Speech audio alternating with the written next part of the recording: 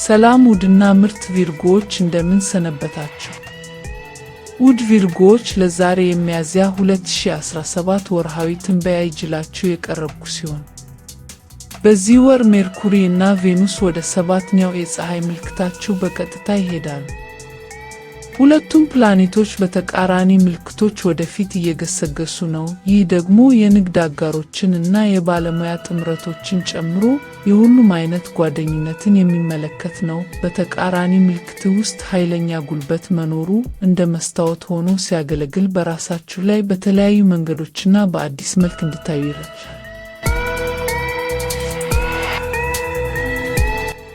እንዲሁም ሜርኩሪ በቀጥታ በመጓዝ ስለራሳችሁ አንዳንድ ቁልፍ ነገሮችን ልትገነዘቢ ትችያለሽ። ከሌሎች ጋር ያላችሁን ግንኙነት በተለይም በሕይወታችሁ ውስጥ ቁልፍ የሆኑ ጥምረቶችን እንድትቀይሩ የሚረዳችሁ የትኛው እንደሆነ ለመረዳት የምትችሉበት ሜርኩሪ ወደፊት በመጓዝ ማን እንደሆናችሁ እና እንዴት በተሻለ እየሰራችሁ እንደሆነ ለማወቅ ስትችሉ ነው። ይህንን ምንም እንኳን ይህ ትንበያ በተቃራኒ ምልክቶች ውስጥ እየተከናወነ ያለ ቢሆንም ሌላውን ሰው በግልጽ ለማየት እድል ይፈጥርላችኋል።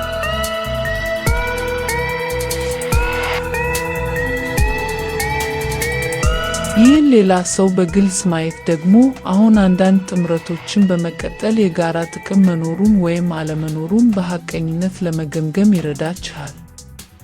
ከእንግዲህ ልታስወግዱት የማይገባ ነገር እንዳለ ታስቡ ይሆናል፣ ነገር ግን ይህ ቀላል ላይሆን ይችላል። ለዚህ ደግሞ ጥቂት ምክንያቶች አሉ። ከእነዚህም መካከል ብዙ የሚሆነው ቬኑስ በቀጥታ በምትጓዝበት በ12ኛው ቀን ላይ ነው። ስለዚህ ጥቂት አስደሳች ነገሮችን ከ39 ደቂቃዎች በፊት ከሚሆነው ሙሉ ጨረቃ ጋር በተያያዘ ልንገራችሁ።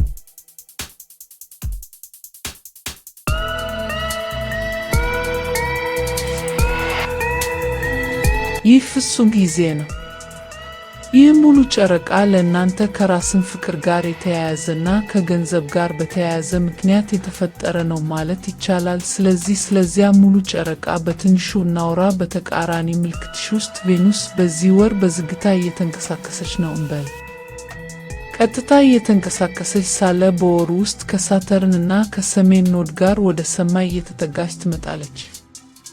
በ25ኛው ቀን እነዚህ ሶስት አካላት የተጣመረ የፍቅር ስሜት የሚፈጥሩበት ትክክለኛ ጊዜ ነው። ይህም ስለ ቁልፍ ትስስሮች፣ እውነተኛ ውሳኔዎችን የምትወስኑበትን ጊዜ ያመለክታል። ሆኖም አሁን የሚታየው ነገር ሁሉ አዳዲስ ሰዎች መረጃን የሚያገኙበት እና ሁኔታዎችን የሚረዱበትን በር መክፈት ነው። ይህ በራችሁ ለአጽናፈ ሰማይ ክፍት እንዲሆን እና ያን ሁሉ አዲስ ለሚረዱ ነገሮች ክፍት መሆን ነው።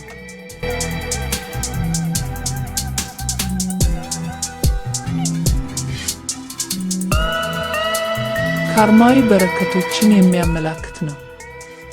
አንድ ፕላኔት ከሳተርን ጋር ስትገናኝ አንድ አዲስ ምዕራፍ ሊጀመር መሆኑን የሚያመለክት ብቻ ሳይሆን ወደፊት ከበለጠ በረከቶች ጋር የሚያስተሳስራችሁ መሆኑን የሚያረጋግጥ ነው።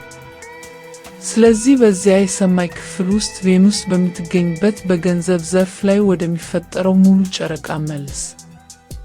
ቬኑስ የገዢው ፕላኔት ነው። ሙሉ ጨረቃ የገንዘብ ጉዳዮችን በአንድም ይሁን በሌላ መንገድ ወደ ትኩረት ያመጣል። አሁን ማርስ ከዛ ሙሉ ጨረቃ ጋር በውጥረት ውይይት ላይ ትገኛለች፣ ምክንያቱም ሙሉ ጨረቃ ከጓደኝነት እና ከቡድን ትስስር ጋር የተያያዘ ነው። ጓደኝነት እና ገንዘብ በዚህ ጊዜ ሊቀላቀሉ አይችሉም።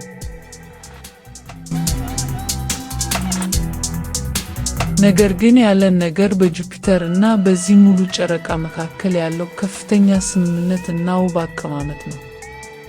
የሥራ ስኬትን እና የሕይወት ዓላማን ያገናኛል፣ እድገትንም ያበራል፣ ሽልማቶችንም ያጎላል።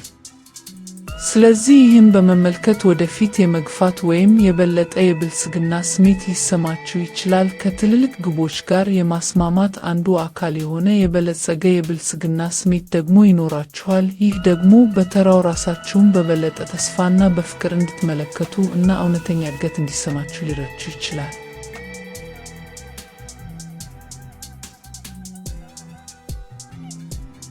ይህች ሙሉ ጨረቃ ለእናንተ ያላችሁን አመለካከት ለማስተካከል ወደፊት እንድትራመዱ እና በራሳችሁ መንገድ እንድትጓዙ አግዟችኋለች። ወደፊት በ27ኛው ወደሚሆነው አዲስ ጨረቃ እንደርሳለን።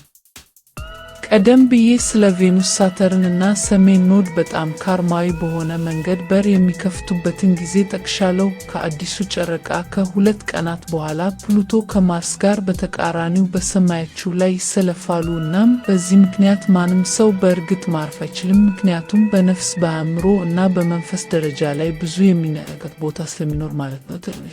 ደግሞ በተለይ በዚህ ጊዜ ጠንካራ ሊሰማችሁ ይችላል። ውድ ቪርጎዎች መልካም ጊዜ። ሰብስክራይብ በማድረግ የቻናላችን ቤተሰብ ይሁኑ። መልካም ጊዜና መልካሙ ሁሉ ተመኘሁ።